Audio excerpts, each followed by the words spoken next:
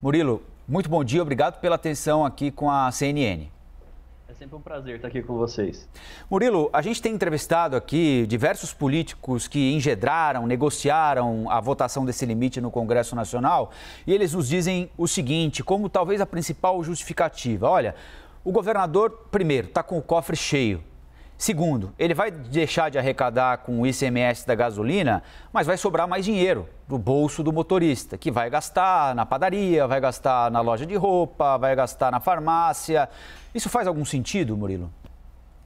Olha, essa ideia de que os governos estão com o bolso cheio, isso é uma meia-verdade, porque, de fato, durante o último ano, os últimos 2 anos, na verdade, a arrecadação tem surpreendido tanto no nível federal quanto no nível estadual, em parte devido ao processo inflacionário e os efeitos que isso tem na base de cálculo da incidência dos tributos, e também devido ao bom momento aí das commodities, particularmente do petróleo. Só que esse efeito é transitório.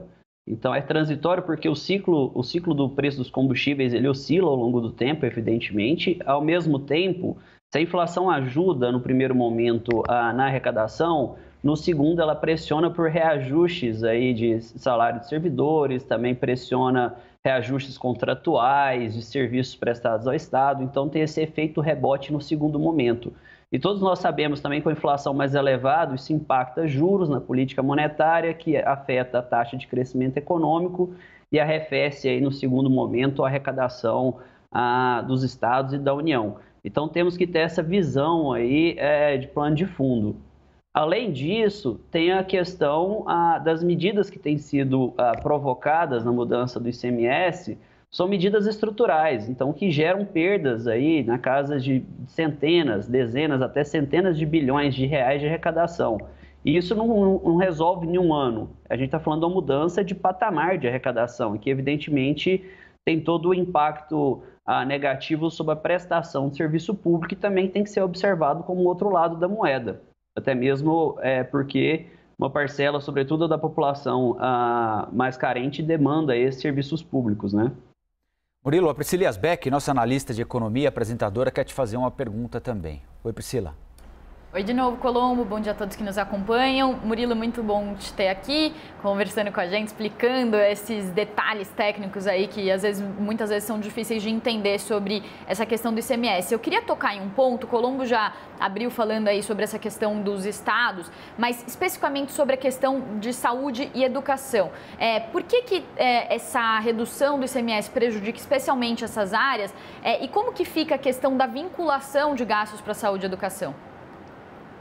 Tá, essa é uma pergunta extremamente relevante dentro do sistema federativo e também da distribuição de competências, de atribuições relacionadas às despesas ad mínimos constitucionais, por exemplo. Os estados, eles têm que fazer frente, estados e municípios, na verdade, têm que fazer frente com o mínimo de arrecadação própria destinados à saúde, a programas de saúde e educação. Então, evidentemente, quando se diminui essa arrecadação de ICMS, você gera dois problemas. Para os estados e para os municípios, afeta a vinculação de recursos que são destinados à saúde e educação por obrigação constitucional. Então, isso reduz estruturalmente o gasto nessa rubrica. Além do mais, 25% da arrecadação de ICMS, por obrigação constitucional, tem que ser transferida para os municípios. Como existe uma queda estrutural da arrecadação de ICMS combustíveis, energia elétrica e tudo mais que a gente viu aí, isso aí impacta, evidentemente, a capacidade de financiamento também dos municípios.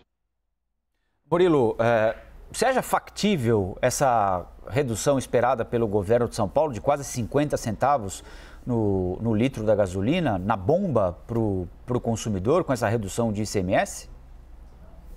Olha, a gente tem que ver como que vai estar a questão da transmissão da cadeia até o posto de combustível. É possível sim que se chegue, mas a gente também está vendo diversas outras pressões, seja no âmbito internacional, relacionada a preços do petróleo, seja também a questão cambial.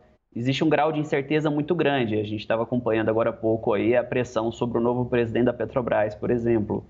Então, o grau de incerteza é muito grande e existe também uma judicialização do que foi estabelecido aí relacionado ao ICMS. E tem que lembrar que também tem uma outra lei complementar que foi aprovada que estabelece aí a necessidade de uma alíquota uniforme em todo o território nacional, R$ 1 por litro de combustíveis em todo o território nacional. Então, isso pode afetar, evidentemente, toda essa precificação de tributação do ICMS entre os estados. Inclusive, existe a possibilidade de alguns estados ter até aumento de carga tributária por causa disso.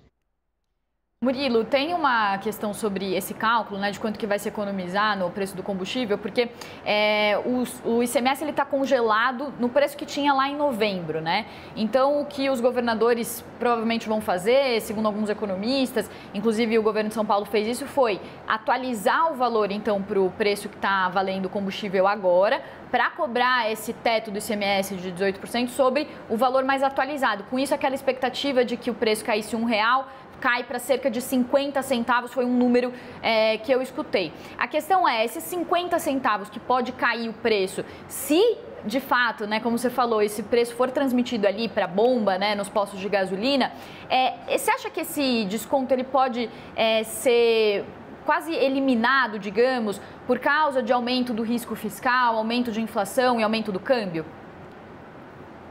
Olha, de fato, essa questão do câmbio, isso tende a pegar mais agora na sequência da corrida eleitoral. Existe uma sensação entre os analistas e também entre os investidores de que a gente está partindo cada vez mais para um vale-tudo fiscal.